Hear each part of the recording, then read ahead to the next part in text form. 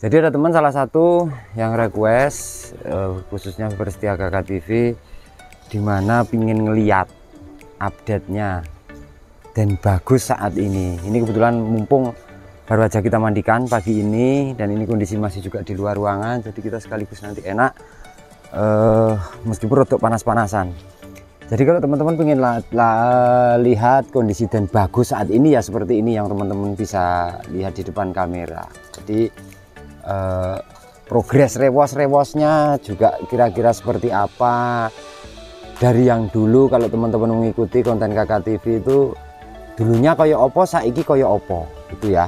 Nah ini kondisi terkininya, tapi mohon maaf teman-temanku, kalau Dan Bagus itu sangat dipaksa, sangat terpaksa kalau untuk postur tubuhnya itu tidak bisa gemuk, dikarenakan memang viewer Kakak TV khususnya peternak-peternak Indonesia yang bergelut dan minat di khususnya ini ya di bidang rumpun rasnya ternak kambing Kaligesing itu, karena Dan Bagus ini sangat diminati dari kawinannya.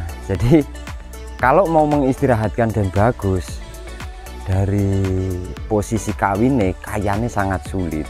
Jadi ya mudah-mudahan kita berdoa aja bahwa kondisi Dan Bagus mudah-mudahan selalu sehat ya, karena memang mau tidak mau Dan Bagus ini dipaksa dan dituntut kinerjanya ekstra ya. Itu jadi ekstra ngoyo, jadi posisinya ekstranya ekstra bekerja keras. Tapi kalau kita ngelihat, teman-teman bisa lihat secara keseluruhan dari Dan Bagus sendiri, monggo teman-teman yang menilai. Saya tidak mau ngomong ABCD-nya, yang jelas untuk update saat ininya itu kelihatan seperti di depan kamera panjenengan semua, di depan layar panjenengan semua. Jadi kalau putih bersihnya Dan Bagus memang kita usahakan sering mandi. Lantas banyak memang pertanyaan geng lah, banyak pertanyaan itu yang bagaimana cara membuat putih bulu lagi yo rodo angel, karena menguningnya itu prosesnya lama, jangkanya sangat lama. Jadi ya berlogika aja kita kalau posisi mutih nih yo mesti suwe gitu ya.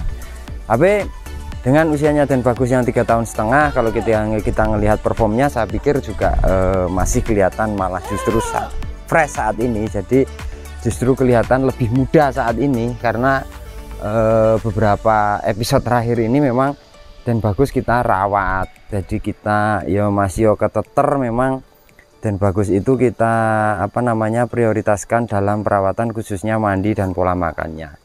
Jujur aja pola makan kambing-kambing kita rubah, jadi kita rubah dengan kondisi pola makan itu sing dulu awalnya kita kasih komboran 2 kali, sekarang sudah cukup 1 kali. Memang kondisional, jadi kalau secara teknis itu sing bener koyo apa jeneng ngopeni wedhus ra nek bener tapi ya ra nek salah, karena kondisine harus kita sesuaikan sesuai kondisinya. Jadi iki loh, sesuai kondisinya dengan iklim. Selain iklim juga kan kita mencari karakter, yang namanya Dan Bagus itu punya karakternya apa, nanti si Soponyono itu karakternya seperti apa. Jadi kita cari karakternya supaya nanti ketemu rawatan yang kira-kira matuk, kira-kira cocok. Sebetulnya sudah beberapa bulan yang lalu kita update khususnya Dan Bagus, tapi karena ini juga permintaan dari viewer kita, tentunya ya kita update lagi. Karena tentunya kalau dalam dunia peternakan itu kan upgrade ya, maksudnya kambing itu posisi 1 hari ke hari berikutnya itu biasanya akan mengalami fase-fase perubahan. Nah tentunya kita tidak berat hati, dan kita dengan sangat senang hati memenuhi request teman-teman terkait dengan progresnya Dan Bagus saat ini. Kalau kita ngelihat Dan Bagus itu posisinya ya tetap posisi kaki itu dari dulu memang gede-gede kayak gini. Cuman sebenarnya nggak muluk-muluk juga. Kalau kita ngelihat posisi progres Dan Bagus itu karpe itu yo gemuk dan bulunya semaksimal mungkin, masih nggak begitu lebat. Jadi karena kalau jenis bulunya Den Bagus ini, karena yang maskot-maskot yang ada di Kakak TV itu jujur aja kan bukan maskot kontes ya, bukan maskot kontes. Jadi intinya maskot untuk breeding aja.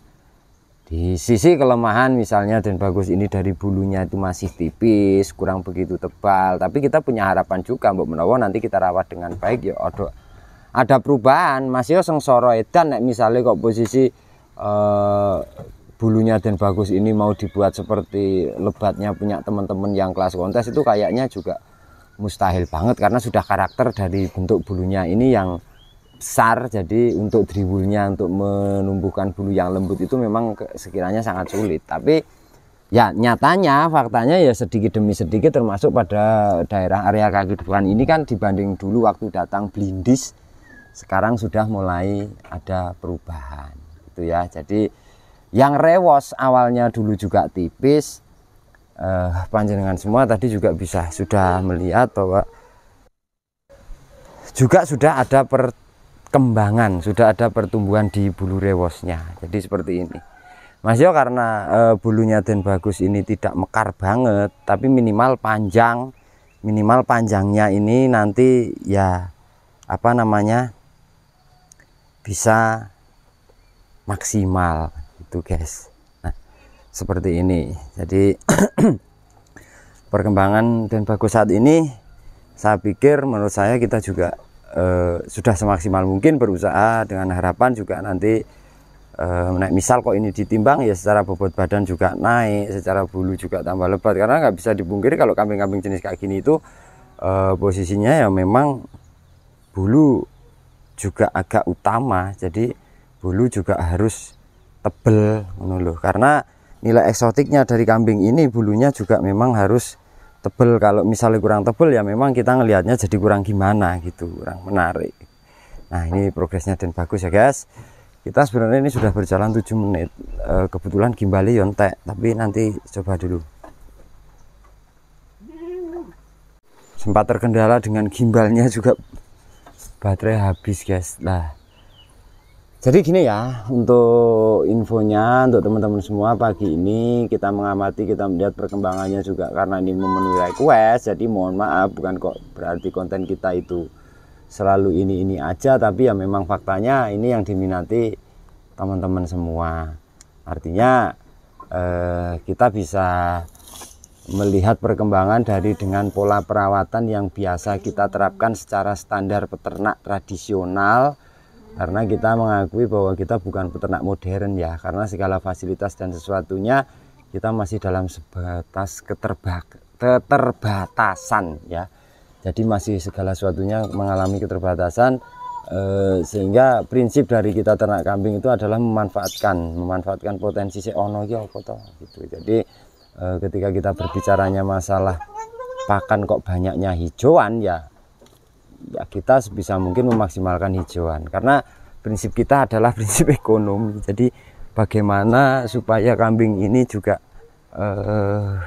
tidak memakan biaya operasional yang tinggi, tapi juga menghasilkan kualitas yang paling tidak setara ataupun mengikuti pola peternakan yang modern milik teman-teman. Jadi memang selalu pada saat musim-musim kemarau kita kadang mengalami kerepotan di dalam pakan, tapi di saat musim hujan jadi kita memang memanfaatkan sumber daya alam yang ada, termasuk kadang teman-teman bisa percaya nggak percaya bahwa rumput liar itu juga sering kita kasihkan ke kambing, dan Den Bagus ini sendiri juga mau. Nah jadi kondisinya kambing itu seperti ini pakannya guys. Ini kan rumput liar yang ada di pinggir-pinggir jalan. Jadi kayak gini tuh biasanya memang kita kasihkan ke kambing. Ini bekas pakan kemarin sore ini sebenarnya. Jadi ndak apa supaya juga lebih bervariasi. Ya padune umpama arepe tuku ya sekarang ya larang, pingin ngurangi operasional. Jadi ya dimaksudkan kalau pakannya itu bisa lebih murah tapi di kambing juga bagus dan tidak merusak. Ya pada prinsipnya kita percaya bahwa kambing itu kan jenis pemakan hijauan. Jadi sebetulnya kalau hijauan itu ada di alam, sudah disediakan untuk ternak, ya kita manfaatkan. Jadi gitu geng posisinya. Ini gimana kira-kira teman-teman ngelihat kondisinya Den Bagus untuk saat ini? sudah cukup apa urung iki lho. Jadi posisinya kalau ini memang nanti teman-teman mengendaki untuk all maskotnya, ya kita konten satu persatu atau bersamaan juga boleh. Jadi salah satu dulu kalau yang ini, karena kita mau menjelaskan banyak sih sebenarnya. Kalau Dan Bagus itu sisi kelebihannya kan teman-teman itu banyak yang mengagumi pada saat posisi kita ngelihat telinganya yang kayak gini guys. Jadi teman-teman itu sempat kalau ngelihat telinga Dan Bagus kok iso panjang, lebar, serta simetris dan tebel menggantung, ini piye aku dhewe ya ora ngerti, wong iki titahe ini ciptaane. Tapi dengan berdasarkan karakter telinga yang seperti ini, memang prinsipnya Dan Bagus itu bisa dandani nanti akan kita sampelkan dandani kualitas anak ane dibanding dari kualitas induk ane. Kalau rata-rata Dan Bagus ini mencetak karakter telinga yang memang bisa dibilang lumayan ya guys. Kita rawani ngomong api standare piye ya angel. Jadi ya lumayan ngono ae payu didol, kasarane embuh payune iki 3 juta atau 5 juta lah, itu posisinya seperti itu. Nah, sebagai sampel real original itu anak Dan Bagus, kita akan review sebentar dengan coba kita melihat dari kualitas induknya. Nah, ini kualitas induknya dan kualitas anaknya akan kita bedakan dan akan kita lihat apakah mengalami perubahan dari sisi induk dan anaknya. Nah, iki babone koyok ngene ya geng ya. Babone budeng dan hanya kelas suson. Telinganya juga kalau kita ngelihat yomee lumrah. Tapi cempene jarah banget ya. Tapi coba kalau kita mengamati kebetulan ini anak satu anak Dan Bagus dan kondisinya betina. Nah, kayak soalnya jawarah banget iki, lek tak cekel melumpat. Memang dari kecil enggak kita pegang-pegang, wis ngelos melu mboke. Nah, ini tuh sampel sebagai salah satunya yang keluaran edisi terakhir ini. Nah, ini anak Dan Bagus dan kondisi jenis kelaminnya ini betina. Jadi lek iki kuwi bojone kuwi, ngono lho. Nah, bojo iki, nah iki bojone ya, karo iki metune lah kuwi, ngono lho guys. Ini monggo penilaian teman-teman semua. Kalau menurut kita ya kita ngomong sing penting wis iso manak ya iki wis iso manak. Masalah hasil kalau kita sih prinsipnya, karena belum tentu juga kalau kambing yang misal babon ini harga 50 juta lantas metu koyok ngene pun kita tidak berani ngomong ya. Tapi pada prinsipnya kalau kita menggunakan pola prinsip ekonomi peternakan itu, kalau babone iso sedeng kok cempene iso maksimal, kuwi kudune piye carane ngono lho guys. Lah carane biasanya memang kita menggunakan unsur genetik di jantannya itu memang sekiranya kalau hewan melahirkan itu 70%. Makanya kita mempercayai bahwa ya ada sih beberapa babon yang sekiranya cetak kadang lanang sembarang melu mbokne cetakane dadi anaknya api-api yo ada. Cuman yang sudah terjadi yang sudah kita alami, misal babon itu kelas biasa, kalau jantannya ini pantes yo insya Allah maksudnya dengan kondisi anaknya juga bisa berubah nasibnya gitu. Jadi ya kui prinsip kakak TV. Memang teman-teman juga banyak yang mempertanyakan, kok kakak TV sekarang nggak pernah kontes, kok nggak ada maskot, kok nggak punya maskot. Kita punya maskot itu ada, entah menang kalah itu ada, karena kelayakannya kalau cempe kayak gini itu tidak ada yang menolak kalau untuk kontes mangkat oleh. Cuman kita sadar diri dari sisi kualitas itu ya kita sadar diri. Nah itu ke domongnya maskot kontes yo kena, tapi posisi lek urung juara yo lek niate wong lomba yo golek juara pisan. Lek misalnya urung ora usah nek saya ding. Tapi ya banyak teman-teman yang kita apresiasi bahwa teman-teman peserta kontes yang saat ini ataupun pemula itu daya dukungnya luar biasa, dan itu perlu, dan itu apresiasi dari KG TV untuk teman-teman peternak semua. Intinya teman-teman pemain kontes, jadi nggak ada jenengan semua juga kontes nggak bakalan rame gitu ya. Kalau KK TV itu kan kontes sudah dari 2008 itu sudah pernah kontes, jadi fasenya saat ini adalah fase konsentrasi pada memang breeding ya. Breeding itu dimaksudkan enggak pun setidaknya misalnya tidak pun keluar anakan secara kualitas kontes. Tapi kalau kita sisi memperbaiki dari kualitas breeding, yang awalnya dari induk seperti ini menghasilkan anak seperti ini, artinya kan kita sudah memperbaiki dari sisi kualitas breeding. Dan ini sangat sulit, sangat sulit. Kita berspekulasinya adalah dengan berbagai macam jantan, harganya berpuluh-puluh juta bahkan ratusan juta. Kadangkala kita hanya harapannya apa? Selain kalau teman-teman tujuannya kontes, ya sing jelas intinya adalah tujuannya kira-kira anak-anaknya luwes. Nah, sing kita harapkan aja sederhana kayak gitu, tapi titik pencapaiannya memang tidak mudah.